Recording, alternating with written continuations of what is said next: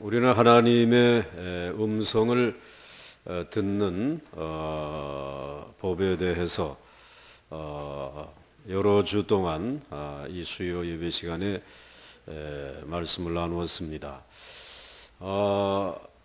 이 하나님의 음성을 듣는 것 못지않게 그 들은 하나님의 음성에 순종하는 것 또한 중요하죠.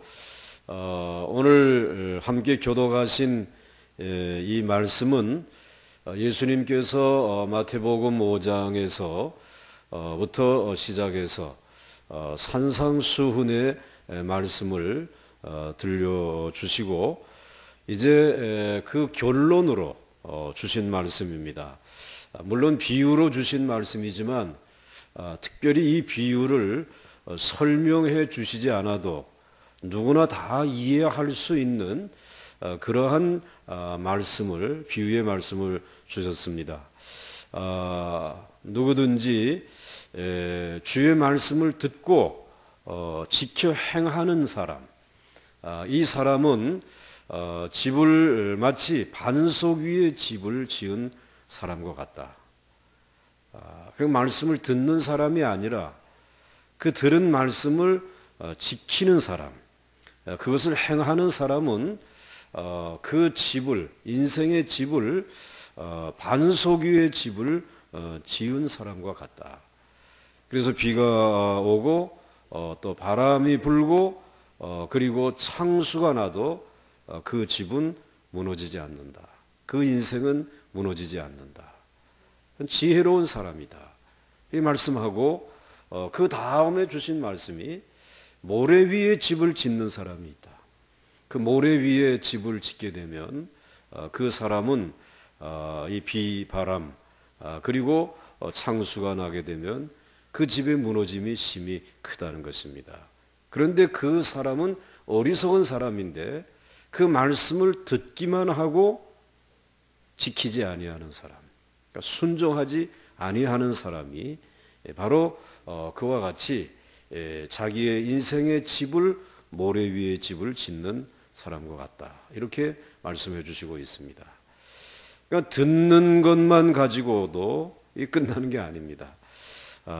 여러분들이 하나님의 음성을 들으려고 노력도 하지 아니한다면 뭐 말할 가치가 없죠. 그런데 하나님의 음성을 들으면서 살아가는 여러분들이기 때문에 더더욱이 중요한 것은 그것을 지켜 행해야 된다는 것입니다.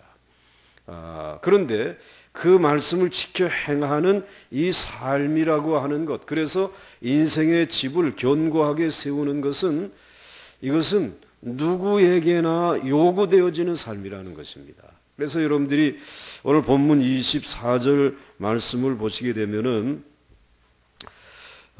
한번 같이 읽겠습니다. 시작. 그러므로 누구든지 나의 이 말을 듣고 행하는 자는 그 집을 반석 위에 지은 지혜로운 사람 같으리니 라고 말씀하시면서 누구나 다 자기의 집을 반석 위에 세우기를 원하죠. 왜냐하면 인생에 언제 비바람이 몰아칠지 모르기 때문에 그 집을 견고하게 짓기를, 안전한 집을 짓기를 원하는 것은 오늘 보니까 그러므로 누구든지라고 말을 하고 있어요. 뭐 목사님만이 아니라 오늘 교회에 나오는 어느 누구만이 아니라 이 세상을 살아가는 모든 사람, 누구든지 오늘 이 하나님의 이 말씀을 듣고 행해야지만 인생에 폭풍이 몰아칠 때 그 집 무너지지 않는다라는 것입니다. 오늘 그 이야기를 우리에게 말씀해 주시고 있습니다. 자, 그러면 이제 인생을 잘 건축할 이 요건이 무엇인가? 우리의 인생을 정말 잘 건축하고 싶은 그런 마음들이 있지 않습니까? 여러분들이 그런 마음을 가지고 지금 인생을 살아오셨습니다. 또 지금 살아가고 있습니다. 그런데 이 인생을 잘 건축할 그 요건, 그것이 무엇인가? 오늘 그것을 우리 말씀을 통해서 두 가지를 이야기하고 있죠.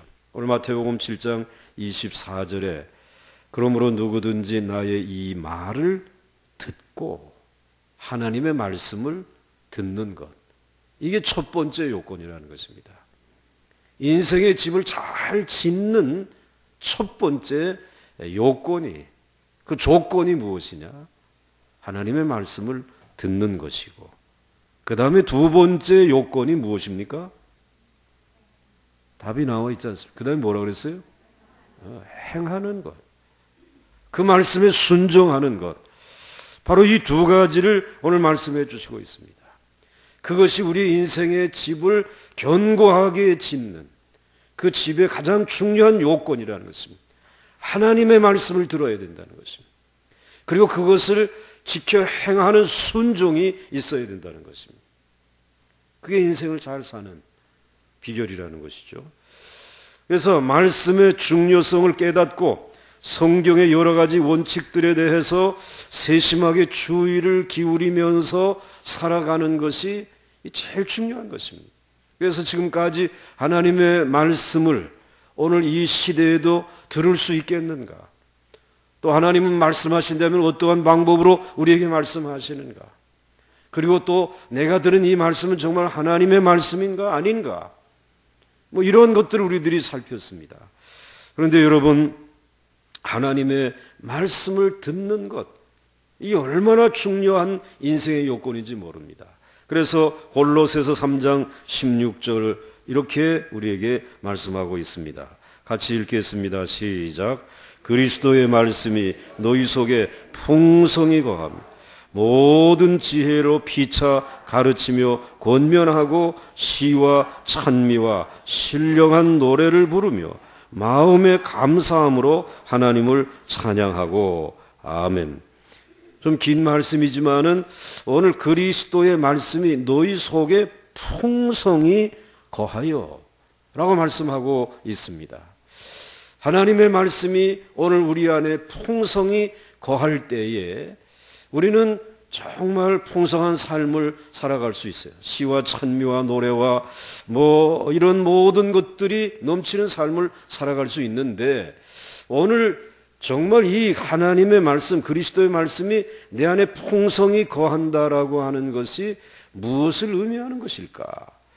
여러분들의 삶 속에 여러분의 삶을 풍성하게 한다라고 하는 것의 기준이 내가 지금 얼마나 많은 돈을 가지고 있느냐. 예를 들어서 여러분들이 100만 원을 가지고 있다. 굉장히 여러분들 풍성한 돈을 지금 가지고 있는 것입니다. 그런데 돈을 가지고 있는 사람, 100만 원이라고 하는 돈을 가지고 있는 사람을 향해서 부자다, 풍성하다라고 이야기하지 않습니다. 그것을 끄집어내 가지고 그것을 사용하는 사람.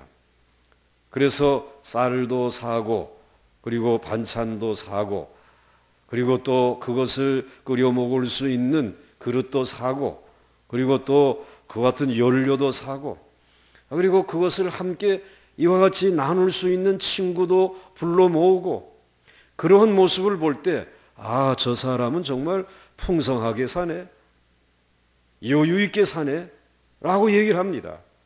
가지고만 있는 사람을 가리켜서 풍성하게 산다 이렇게 얘기하지 않습니다. 그러니까 하나님의 말씀을 여러분들이 아무리 요한계시록을 다 외우고 또 뭐 여러분들이 뭐 시편을 다 외워서 그것을 정말 100만 원을 가지고 있듯이 하나님의 말씀을 가지고 있다고 할지라도 그걸 사용해야지요.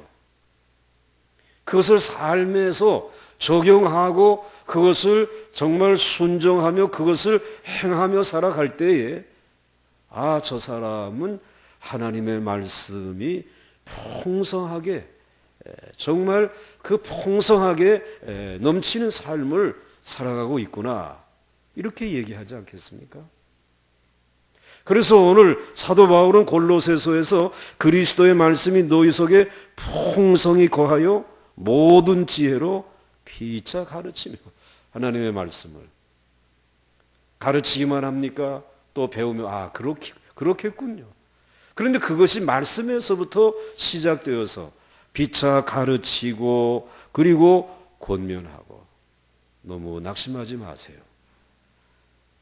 우리 하나님께서 도우실 것입니다. 말씀에 이렇게 말씀해 주시고 약속해 주지 않았습니까? 이렇게 가르치며 권면하고 그래서 이제는 그것이 시가 되고 노래가 되고 찬송이 되어지는 그것을 가리켜서 그리스도의 말씀이 풍성하게 그 사람에게 거하고 있구나 이 얘기하지 않냐 말이죠.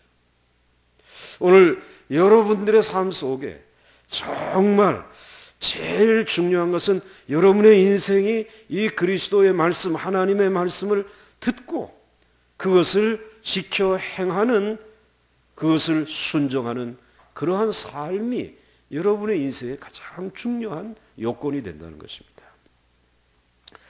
그것을 말씀 속에 적용하는 것이죠. 그래서 여러분들 시편 119편 1절로부터 2절 말씀에도 이렇게 말씀하고 있습니다. 한번 같이 읽겠습니다. 시작.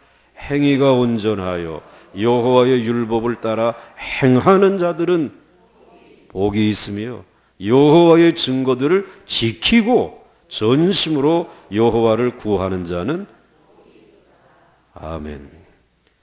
그 율법을, 하나님의 말씀을 그냥 가지고만 있는 것이 아니라 지켜 행하는 사람이, 그 말씀을 따라서 행하며 살아가는 사람이 복이 있다라고 말씀하고 있습니다. 그런 인생이 복 있는 인생이라는 것입니다. 정말 반석 위에 집을 지은 사람이라는 것입니다.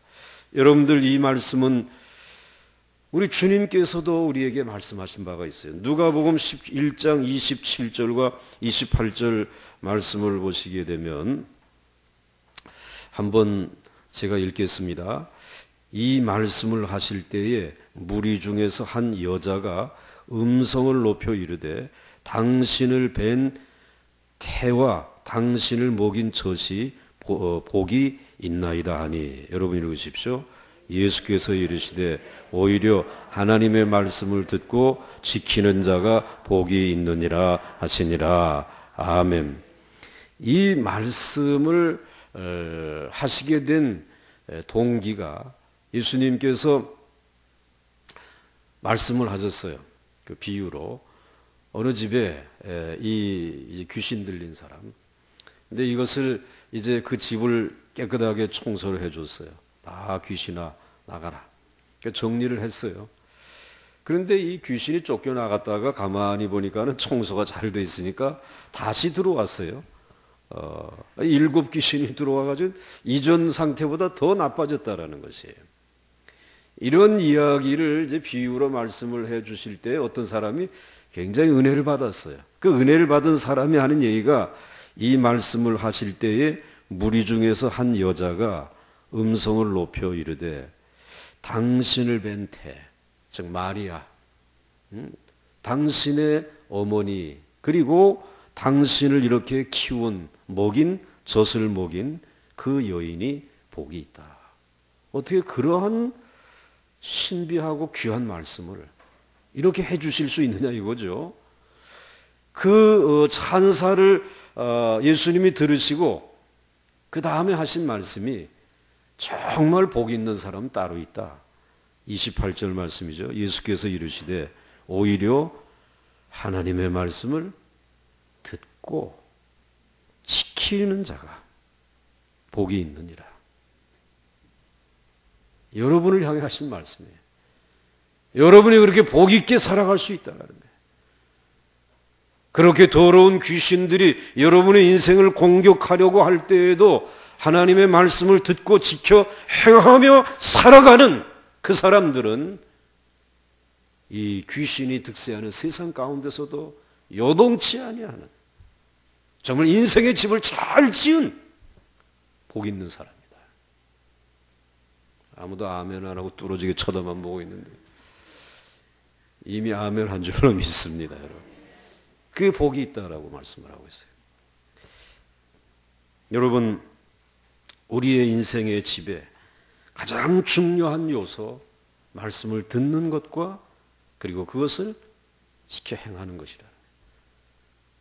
그 다음에 두 번째로 오늘 인생의 집을 견고하게 건축해야 할 이유가 있어요. 우리들의 인생의 집을 견고하게 건축해야 될 이유가 있다는 것입니다. 몇 가지 있습니다.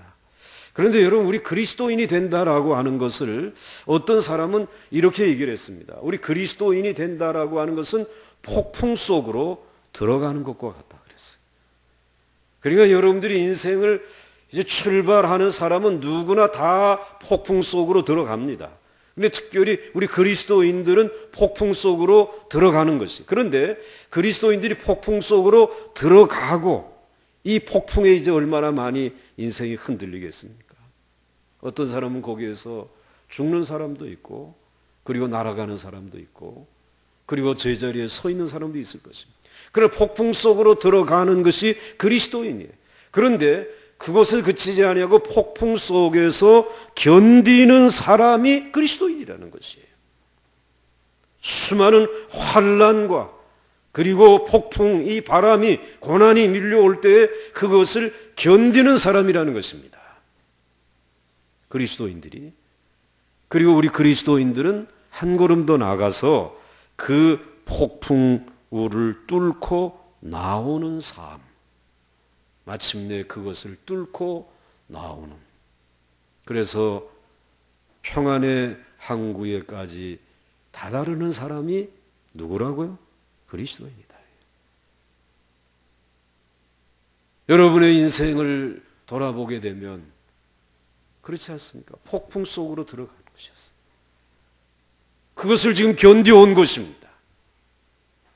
그런데 그것을 견디면서 여전히 폭풍 속에 있는 것이 아니라 그 폭풍을 뚫고 나가는 사람이에요. 그리고 우리는 마침내 그 영원한 본향인 하나님의 나라에 다다르게 될 줄로 믿습니다. 이게 그리스도인이다.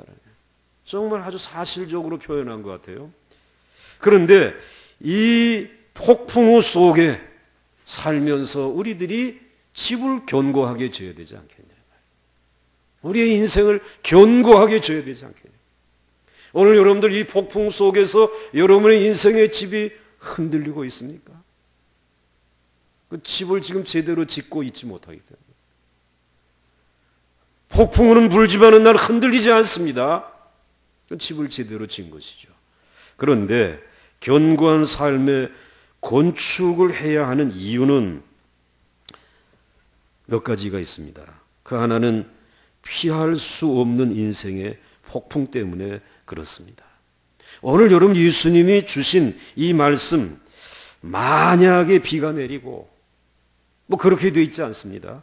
만약에 창수가 나고, 만약에 바람이 불고, 만약이라고 하는 말을 쓰지 않고 있습니다. 인생을 살면서 바람이 불고, 그리고 창수가 나고, 그리고 비가 내린다. 필연적이라는 것이 인생을 살면 누구에게나 비가 내린다라. 누구에게나 바람이 분다라는 것이, 누구의 인생에도 똑같이 창수가, 홍수가 밀려온다라는 것입니다. 목사님, 저는 한 번도 비 맞아본 적이 없습니다. 우리 집이 99칸 그저 기와집 대골로 되어져 가지고 이 처마가 그냥 있어 가지고 난 그 처마 밑으로만 다녔기 때문에 비 안 맞아봤고요. 거짓말하지 마십시오. 여러분의 인생에 지금 말하지 않고 있지만 지금 비바람에 온몸이 젖고 여러분의 영혼이 젖어 있는 사람들일 거예요. 여러분의 인생에 있어서 이와 같은 풍파가, 이와 같은 홍수가, 창수가 필연적으로 밀려온다라는 것입니다. 그러기 때문에 피할 수 없는 인생의 폭풍 때문에 집을 견고하게 지어야 된다는 거예요. 인생의 집을 견고하게 지어야 된다는 얘기입니다. 분명히 비가 내리고 창수가 나고 바람이 부는 그와 같은 삶을 우리들이 산다는 것입니다. 그것이 경제적일 수도 있고 질병일 수도 있고 사랑하는 가족을 일찍이 여의는 것이 될 수도 있고 그리고 인생에서 쓴맛을 보는 여러 가지 일들이 있을 것입니다. 여러분, 그때의 집을 반석 위에 짓느냐, 모래 위에 짓느냐, 매우 중요하겠죠.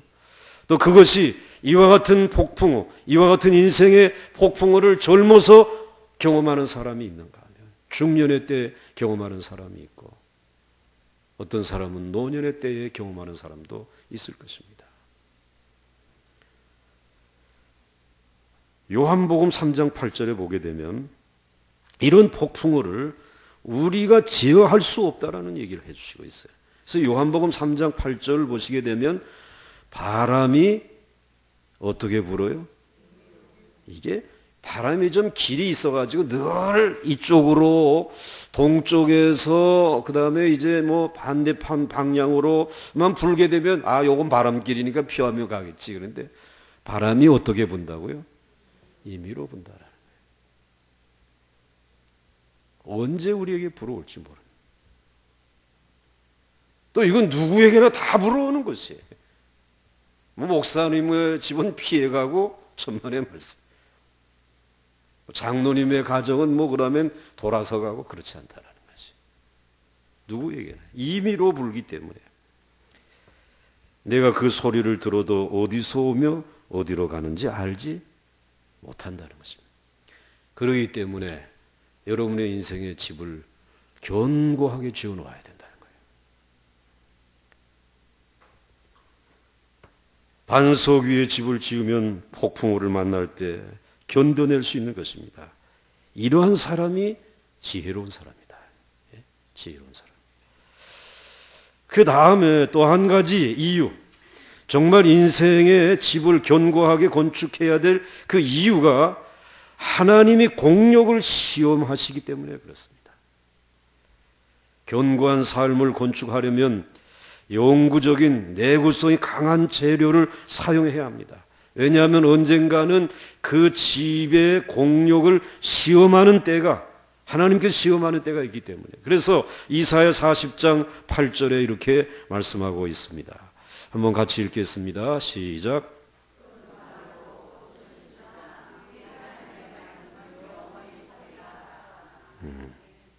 풀로 지었다가는 큰일 난다라는 것입니다.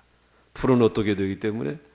마르기 때문에, 시들기 때문에, 꽃으로 보기에 좋고 향기가 있어서 꽃으로 지어놓게 되면 역시 꽃은 곧 시들어버리기 때문이라는 거죠. 그것은 영원하지 않다라는 것입니다. 그러니까 하나님께서는 우리의 인생의 집의 재료를 영원한 것으로 사용하라는 것이에요. 그래서 고린도 전서 3장 10절로부터 15절 이하의 말씀을 보게 되면 하나님께서 오늘 우리들의 인생의 집을, 그 공력을 한번 테스트해 볼 때가 있는데, 한번 불을 지펴가지고 타는지 안 타는지, 그래서 이것이 풀로 지어진 것인지, 이것이 나무로 지어진 것인지, 지푸라기로 지어진 것인지, 은으로 지은 것인지, 금으로 지은 것인지 한번 하나님이 풀을 붙여가지고 한번 테스트를 해본다는 것이. 그때에 풀은 다 타버릴 거예요. 나무도, 그리고 이 모든 것들은 다 타버리지만은 이 금과 같은 것으로 지은 집, 이건 타지 않고 여전히 든든히 서 있지 않겠습니까? 그러니까 하나님이 그렇게 한번 공력을 시험하는 때가 있다라는 것이. 그리고 그와 같은 것으로 지은 집을, 그 인생을 향해서 하나님은 그때에 무엇을 내리시는가? 상급을 내리신다라는 거예요. 상급을. 가장 좋은 자료. 그런데 그 가장 좋은 자료가 풀은 마르고 꽃은 시들지만 우리 하나님의 말씀은 영원히 서리라. 하나님의 말씀은 서 있대요. 무너지지 않는다라는 것이에요. 여러분 믿습니까? 그 믿음 가지고 사시기 바랍니다. 그 믿음 가지고 말씀 위에 집을 지으시기 바랍니다. 여러분의 인생을 세우시기 바랍니다. 그런데 그것을 듣기만 하고 지켜 행하지 아니하면 그것은 어리석은 사람이라는 거예요. 그 집은 무너질 수 있다는 것입니다. 지켜 행하는 신앙이 필요하다고 하는 사실을 오늘 말씀해 주시고 있습니다. 그 다음에 오늘 우리의 인생에 이제 집을 견고하게 건축해야 될 그 또 한 가지의 이유는 잘못 지었을 경우에 발생하는 피해를 막기 위해서 그렇습니다. 여러분들 오늘 비유를 주님이 말씀해 주실 때에 똑같은 비가 내리고 그리고 똑같은 바람이 불고 그리고 똑같은 창수가 지금 났습니다. 그런데 여기는 지혜로운 자가 지은 집이 있고 여기는 어리석은 자가 지은 집이 있습니다. 자, 이렇게 되었을 때 어느 집에 피해가 심하죠? 어리석은 자, 모래 위에다 집을 지은 이 사람의 피해가 심하겠죠. 분명히 비, 바람, 창수는 똑같은 것이었습니다. 그런데 피해가 큰 집이 있고 그리고 피해가 없는 집이 있다는 것입니다. 이것을 알기 때문에 우리들이 인생의 집을 지을 때에 좋은 자료로 지어야 될 이유가 여기에 있다는 것입니다. 누구에게나 경제적인 이 시련은 똑같습니다. 경제 위기. 또 누구에게나 인생에 지금 이 전염병이 창궐하고 그리고 이 우리들의 삶 속에 우리의 건강을 위협하는 모든 환경들은 똑같습니다. 그럼에도 불구하고 흔들리지 아니하는 집이 있습니다. 꿋꿋하게 인생을 서서 살아가며 여전히 하나님에게 영광을 돌리며 헌신하는 사람들이 있습니다. 그 사람들은 어디에다가 집을 지었고 어떠한 자료로 집을 지었기 때문에 그렇습니까? 하나님의 말씀을 지켜 행하는 신앙. 그것으로 지었기 때문에 그렇다는 그런 이유 때문에 누구에게나 오는 이 환난입니다. 그런 가운데서도 피해가 우리에게 적게 하기 위해서 우리는 이 집을 견고하게 말씀 위에다가 짓고 그것을 지켜 행하며 순종하며 살아가야 할 이유가 여기에 있는 줄로 믿습니다. 자, 이제 이 인생의 집을 건축하는 가장 중요한 요소, 말씀을 듣는 일, 그리고 행하는 일. 그리고 말씀을 지을 때에 가장 견고한 건축을 해야 할 이유가 무엇인가 우리가 살펴봤습니다. 그러면 이제 잘 지은 그 삶의 건축의 대가가 무엇이냐? 그 인생의 집을 잘 지어 놓게 되면 우리에게 어떠한 대가가 있을까? 삶을 잘 건축하였을 때 얻는 대가는 몇 가지가 있어요. 첫째로는 어떤 어려움이라도 견뎌낼 수 있는 줄로 믿습니다. 비바람, 창수 이거 견뎌낼 수 있습니다. 그런 이제 대가가 있어요. 그 다음에 두 번째로 참 기가 막힌 대가가 하나 있는데 삶을 즐길 수 있는 능력을 소유하게 된다는 거예요. 제가 집을 잘 지금 더 견고하게 반석 위에 좋은 재료로 지어놨습니다. 근데 막 밖에는 지금 창 밖으로 내다보니까 막 비바람이 치고 그 다음에 막 산사태가 나고 그리고는 흔들흔들하면서 나무가 뽑혀가고 그렇지만 안전한 집에 앉아 있는 저는 따뜻한 차 한 잔 끓여놓고 책상에 앉아서 음악을 틀어놓고 그리고 여유 있게 즐길 수 있잖아요. 평안이라는 게 있지 않습니까? 내가 잘 살았구나. 저 사람들처럼 돈 하지 않고 저 사람들처럼 사람들 배반하고 나만을 위해 살지 않고 더불어 함께 하나님 말씀대로 살면서 내 인생을 지어놨더니 지금 이런 일들이 벌어졌을 때 이런 여유가 있구나. 차 한 잔을 마시면서 그리고 세상을 둘러볼 수 있는 여유가 있다 이 말이에요. 그런 평강이 있다는 말이죠. 그런 행복이 있다는 거예요. 여러분의 인생이 어떻습니까? 이 풍파 중에 저 정말 늘 시달리고 초조하고 그리고 불안하고 어떻게 될지 모르는 내일에 대한 염려로 가득 차 있습니까? 그것은 여러분이 말씀의 터 위에 그것을 지켜 행하는 신앙 위에 여러분의 삶을, 인생을 세워놓지 못하기 때문에 그래요. 여러분, 말씀 안에서 여유를 찾기를 바랍니다. 그 말씀 안에서 여러분들이 정말 삶의 행복을 누리며 살아갈 수 있기를 주의 이름으로 축원합니다. 금과 은은 내게 없지만 나사렛 예수의 이름을 의지하며 그 말씀을 지켜 행하면서 살아가는 그 믿음의 사람들, 그래서 세상의 풍파와 그 모든 것들 가운데 시달리지 아니하고 흔들리지 아니하는, 요동치 아니하는 그 여유가 여러분의 것이 될 수 있기를 주의 이름으로 축원합니다. 여러분의 얼굴에 그러한 모습이 드리워질 수 있기를 바랍니다. 여러분의 목소리 속에 그러한 평강의 소리들이 있기를 주의 이름으로 축원합니다.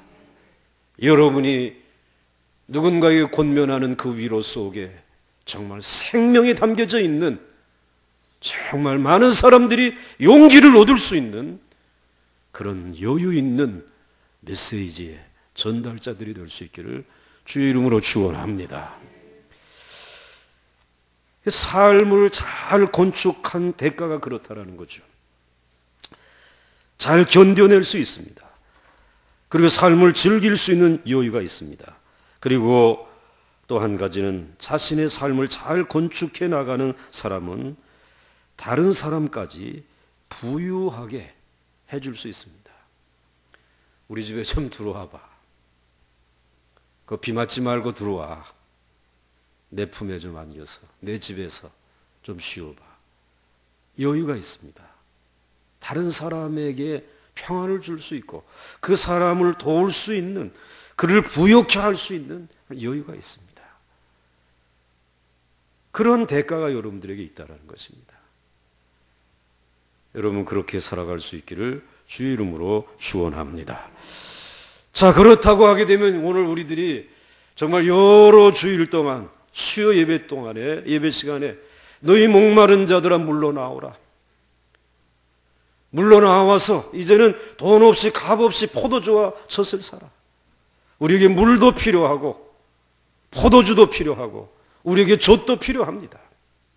왜? 이 세상이 너무 목마른 세상이기 때문에, 이 세상이 너무 우리를 줄이게 만들기 때문에 여러분, 물이 없어도 살 수 없고 또 여러분들이 포도주가 없이, 기쁨도 없이 우리가 살아갈 수 없어요. 꼭 필요한 거예요. 그리고 젖과 같이 우리에게 에너지를 가져다 주는 가장 좋은 음료는 아무래도 젖 아니겠습니까? 우리를 살아있게 하는 물, 우리를 기쁘게 하는 포도주, 우리를 힘있게 만드는 이 젖. 오늘 이사야 선지자가 너희 목마른 자들아 물러나오라. 이제는 돈 없이 값 없이 와서 포도주와 젖을 사라. 너희가 어찌하여 양식 아닌 것을 위하여 은을 달아주고 배부르게 못할 것을 위하여 너희들 수고하였느냐.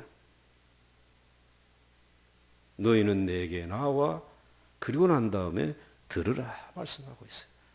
하나님의 말씀으로 너희의 인생을 건축하라는 거예요. 하나님의 말씀을 들으면서 이제 인생의 집을 세워나가라는 것이, 너희는 내게 나와 들으라. 그리하면 너희 영혼이 살리라 말이지. 그리고 하는 말씀이 너희는 내게 나와 청종하라. 계속해서 말씀하고 있어요. 하나님의 말씀을 듣는 것이 여러분의 인생을 견고하게 짓는 것이라는 거예요. 여러분이 인생에서 만나는 풍파를 이기고 그리고 극복해 나갈 수 있는 유일한 길이요 힘이라는 것입니다. 하나님의 말씀이 아니고서는 이런 능력 있는 삶을 살아갈 수 없다는 거예요. 그런 안전한 인생의 집을 건축할 수 없다는 것이죠. 여러분이 잘 아는 엘리야라고 하는 사람, 대단한 선지자죠. 불을 내리기도 하고 그리고 때로는 3년 6개월 동안 오지 않던 비를 내리게도 하는 이와 같은 능력 있는 하나님의 종이었어요. 그런데 그가 그만 이 간악한 이세벨의 위호 앞에서 무릎을 꿇었어요. 너 죽어. 그러니까는 걸음아 날 살려라 하고 로뎀나무 아래 내려가서 하나님 나가서 살기 싫으니까 죽여주세요.